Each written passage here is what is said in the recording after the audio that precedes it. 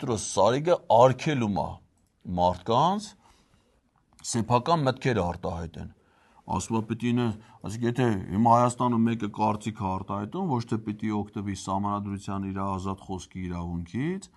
եթե որևէ մեկը իր խոսքում չարաշահումներ է թույլ տալի, դա ոչ թե պիտի դատով, դատարանով, կարգով, օրենքով կարգավորվի, այլ Սարիգի պատկերացումներով, Սարիգի Ռոմանոսի պատկերացումներով։ Սարիգ կարող է դու ոչ թե Ռոմանոսի ձախ Սարիգն ես, այլ աջ ձեռքը։ Եթե աջ ձեռքն ես, իսկ թվում է քո վրա նագրուսկան մեծ ալնում։ Եթե պրոստը ձախ Սարիգ ես,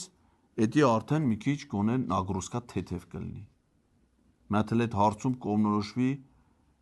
կարևոր է, էլի, կարգավիճակը հենց գործի սկիզբն է, որ ճիշտ դնես, ոնց դրել այդպես կետա։